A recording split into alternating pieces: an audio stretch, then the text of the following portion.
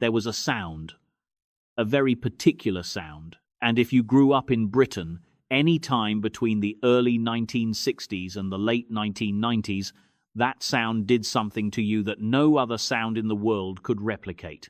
It started faint, barely a thread of music bleeding through the thick summer air, and then it grew, note by crackling, tinny note, into something that made your heart absolutely lurch inside your chest. It wasn't just music, it was a signal, a summons, and every child in Britain, from the council estates of Wolverhampton to the terraced streets of Newcastle, from the red brick rows of Salford to the seafronts of Southend, knew exactly what to do the moment they heard it. You ran. You screamed for your mum. You turned your pockets inside out. And if God was merciful, and your mum was in a good mood, and there was a bit of change sitting in the dish on the kitchen windowsill, the one next to the washing up liquid, then for the next 3 minutes, life was absolutely perfect. That was the ice cream van. Not just any van, mind. This wasn't some refrigerated lorry doing a supermarket delivery. This was something else entirely, a white, slightly battered, diesel-breathing cathedral of summer that appeared at the end of your road like a minor miracle. The bell, sometimes a recorded chime of Greensleeves, sometimes a stuttering version of Match of the Day or Popeye the Sailor Man, depending on which decade you were living through and which operator had bought the cheapest tape. That bell was the unofficial starting pistol for British summer. Schools had broken up. The days stretched long and golden and slow, and at some point, every single afternoon, that van would come. The Mr Whippy brand became synonymous with all of it. Originally a franchise model introduced to Britain in the late 1950s, the name came from the soft-serve machine itself, the Whippy machine, which churned out that distinctive, aerated, soft-textured ice cream at a controlled temperature that was technically closer to frozen dairy mix than true ice cream. But try telling that to a 7-year-old standing barefoot on hot tarmac. By the early 1960s, the Mr Whippy operation had spread across the country at extraordinary speed, with hundreds of independently operated vans running under the franchise, or simply mimicking the model. The Walls, Stop Me, and Buy One. Tricycles and later vans had already laid the cultural groundwork decades earlier. Those 3-wheeled bicycle carts with the blue and gold striped livery had been pushing through British streets since the 1920s, their riders ringing handbells by hand. By the time the motorized van arrived, Britain was already primed, already trained, generation by generation, to respond to that sound like Pavlov's own children. You have to understand what summer meant to a working-class family in the 1960s and 1970s to understand why the ice cream van mattered as much as it did. There were no foreign holidays. There was no air conditioning, not in your house, not anywhere you went. The British summer arrived usually without warning, lasted unpredictably for anything between 4 days and 6 weeks, and had to be seized with both hands. Your dad might be on shift at the factory or the pit or the building site. Your mum was managing the house on a budget so tight it had its own particular strain. The weekly family income for a working-class household in 1970 averaged somewhere around £22 to £25, that's verified by the Department of Employment wage surveys of the period, and out of that came the rent, the electric, the gas, the food, the higher purchase payments on the telly, and whatever was left over was not very much at all. So when your mum reached into that dish on the windowsill and pulled out a handful of coppers, it wasn't nothing. It was something. It meant she was in a good mood. It meant today was a good day. A Mr Whippy cone, a plain soft serve in a standard wafer cone, cost around 4p to 6p in the mid-1960s. By 1971, when decimalisation arrived and Britain switched from pounds, shillings and pence to the new decimal system, prices crept upward. A basic cone was around 3 or 4 new pence. A 99, the iconic soft serve with a Cadbury flake bar pushed diagonally into the top, was typically 6 or 7 pence. The 99 itself is worth pausing on because its origins are genuinely disputed and endlessly fascinating. One popular theory holds that Italian ice cream vendors in Britain and a remarkable number of the early British ice cream trade was dominated by Italian immigrant families, particularly from the Lazio and Campania regions, who had arrived in the early 20th century and built small empires, one scoop at a time, sold a premium cone for 99 old pennies, making it the most expensive item on their menu. Another theory links it to a Cadbury factory in Scotland that produced smaller flake bars specifically for ice cream use and coded them internally as the 99 line. Whatever the true origin, the result was the same. A 99 flake cone became the single most recognizable ice cream product in British cultural history, and by the 1970s, Cadbury was producing something in the region of 400 million of those small flake bars annually just to service the ice cream trade. 400 million. That is the scale of what the ice cream van industry was, at its peak, doing to the British economy. And then there was the raspberry sauce, the stuff they called monkey's blood. Bright, almost violently red, sickeningly sweet, with a viscosity that suggested it had never been anywhere near an actual raspberry. It ran down the side of the cone and onto your fingers, and you licked it off without a second thought. There was also the chocolate sauce, a slightly more respectable option that still managed to taste predominantly of sugar and nostalgia. And the hundreds and thousands, those tiny coloured sugar strands scattered over the top that added approximately zero flavour, but made the whole thing look like a proper treat, like something from a party, like you were special, because for 3 minutes, standing there on the pavement, with the van's diesel engine grumbling behind you, and the warm tarmac smell rising up around your sandals, you were. The operators themselves, the men and occasionally women who drove those vans, were a particular breed. Many were self-employed, running their own routes with a fierce and proprietary loyalty. A good ice cream man knew his patch the way a postman knew his round. He knew which streets had the most kids, which estates had the most dogs that would follow the van barking for half a mile, which corners were good to park on for 20 minutes, and which ones the council would move you off in 5. He knew which mothers would send their children out with exact change, and which ones would wave from the window and never actually come to the door. He paid for his van-on-hire purchase. He paid for his mix, the dairy base that went into the whippy machine from a supplier, at prices that fluctuated with the dairy market. He paid for his fuel. He paid for his license. And what he was left with, after a good summer day's trading, might be 12 or 15 pounds. On a bad day, when the sky went grey at 2 o'clock and the rain came in off the moors, or the estuary, or the Irish Sea, he made almost nothing at all. Because the British summer, and this was always the treachery at the heart of the whole enterprise, was never reliable. It never had been. And the ice cream van business ran entirely on sunshine. What was your absolute favourite thing to get from the ice cream van when you were a kid? Was it the 99 with the monkey's blood? Or maybe a fab lolly? Or one of those orange and white creamsicles? Let me know down in the comments. Because I swear they don't make them like that anymore, and I think you know exactly what I mean. The lollies deserve their own moment, because they were a separate universe from the soft-serve cones, a colder, harder, more democratic universe that a child with only a couple of pennies could still access. The Fab Lolly, launched by Leon Maid in 1967, was a masterpiece of working-class confectionery engineering. Strawberry ice lolly at the base, then a layer of vanilla ice cream, then the top third dipped in chocolate and rolled in those pink sugar strands, all for around 5 pence in the early 1970s. The box it came in showed a glamorous woman in oversized sunglasses, which meant absolutely nothing to you at 7 years old, but added to the general sense that this was a sophisticated and desirable product. The Zoom Rocket Lolly 3 colors, vaguely space-age in its tapered shape, was another one. Strawberry, lemon, and lime, stacked in horizontal stripes. It cost around 4 pence. Then there was the Screwball, a cone-shaped plastic cup with a soft serve or scoop ice cream packed in, and, crucially, a gumball right at the very bottom, which meant you had to eat your way through the entire thing with committed determination before you reached your prize.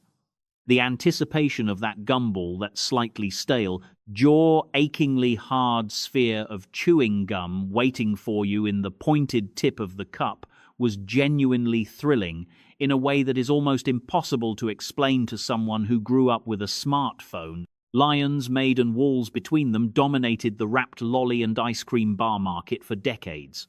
Walls, owned by Unilever, was the industrial giant.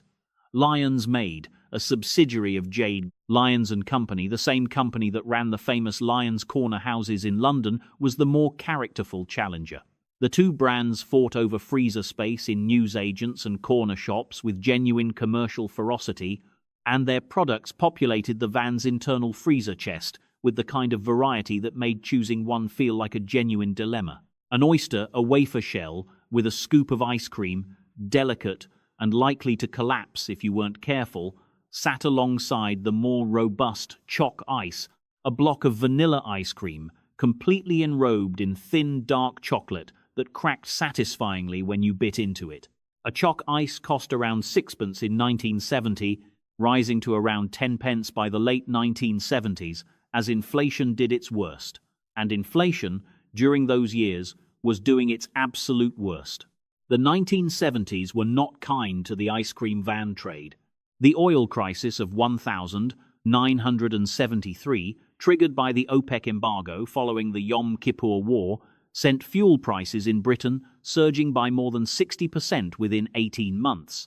For a business that ran entirely on diesel engines idling through suburban streets for hours at a time, this was catastrophic. The Whippy machine itself required the van engine to be running continuously to power the refrigeration compressor, which meant fuel consumption was constant even when the van was stationary. An operator who had been spending perhaps £8 or £9 a week on fuel in 1972 found himself spending £14 or £15 by 1974 for the same routes, the same hours, the same mileage. At a time when his selling prices were constrained by what working-class families could actually afford to pay, because if you pushed the price of a cone above a certain threshold, the kids simply stopped coming. The margins were being crushed from both ends simultaneously. The winter of discontent in 1978 and 1979 made everything worse. Rubbish piled in the streets, lorry drivers on strike, gravediggers walking out. The country felt, in those months, like it was coming apart at its seams. And when Margaret Thatcher swept to power in May 1979 on a mandate of economic reform, the changes that followed reshaped Britain at a structural level that the ice cream van trade would never fully recover from.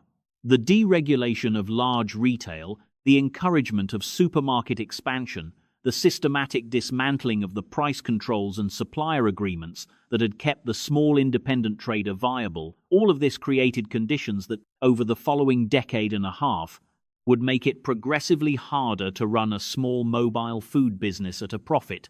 Through the 1980s, the vans kept coming, the music kept playing, children kept running.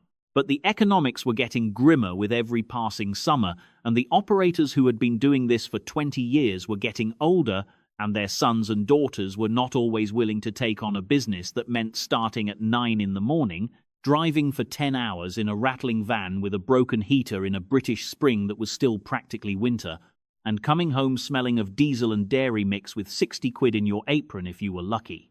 The romance of the ice cream man, and there had always been a romance to it. In the way that people romanticize any job that deals in childhood joy, was being abraded, season by season, by economic reality. Then came 1995.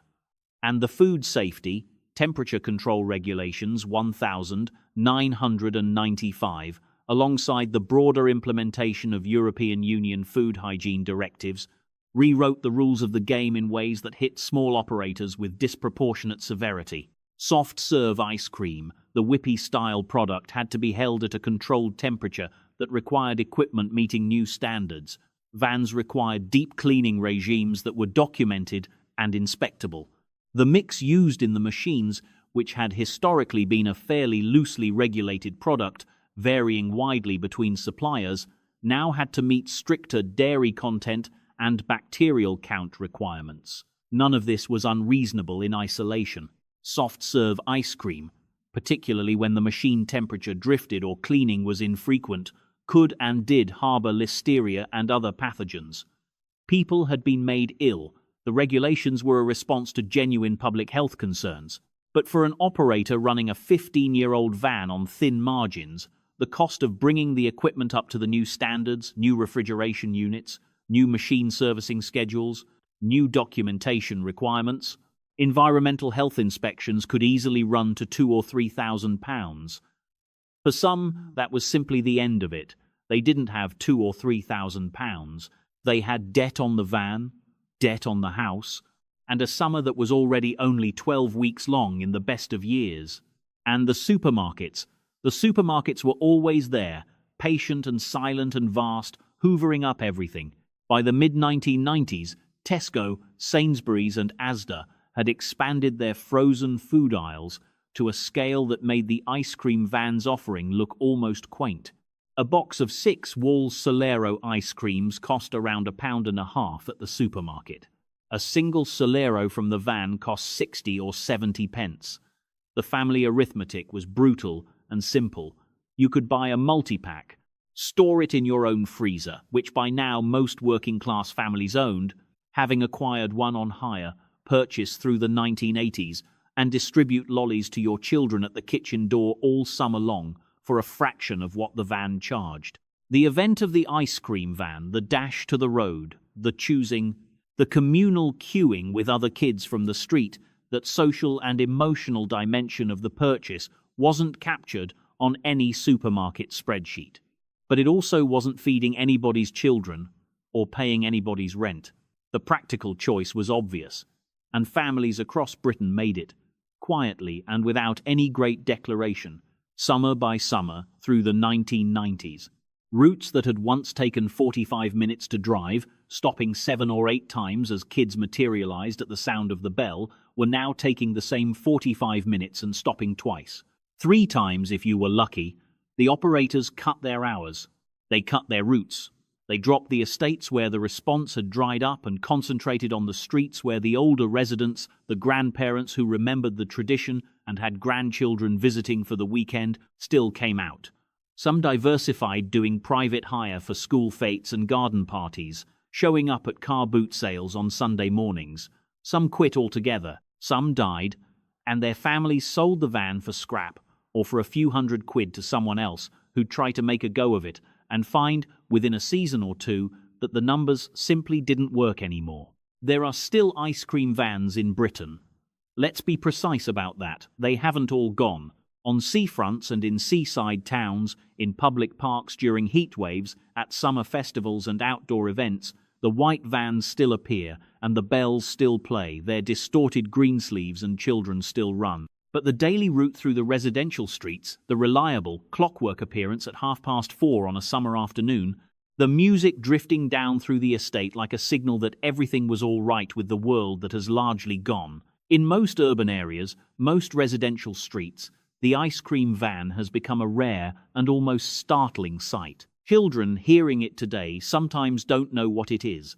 Parents who grew up in the 1990s sometimes don't react the way their own parents would have because the Pavlovian conditioning has been broken, the loop has been interrupted, the bell rings, and nobody comes running. The last proper summer I remember, sitting on the front step of the house with my feet on the warm concrete path, watching the Mr Whippy van work its way up our road, the driver knowing every house, every family, tooting his little horn outside the Hendersons because their kids were always in the back garden and couldn't hear the music. I couldn't have told you then that it was the last time. You never know it's the last time. That's the particular cruelty of endings like these. They don't announce themselves. The van just comes a little less often, then a little less. Then one summer you realize you haven't heard it yet, and then another summer passes. And then you stop waiting.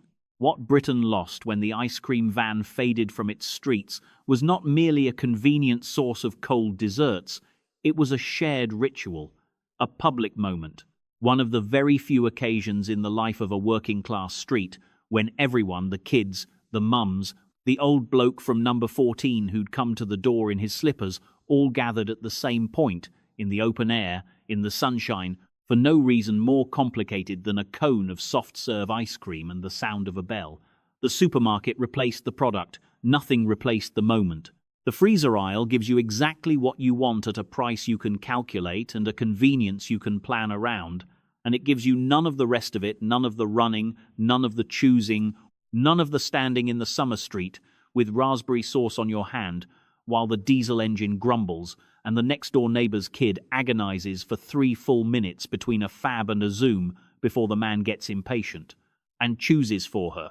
We told ourselves we were being sensible. We told ourselves the multi-pack was better value, and of course it was. It objectively was, and the ice cream van was overpriced, and the hygiene concerns were legitimate, and the world had moved on. And all of that was true.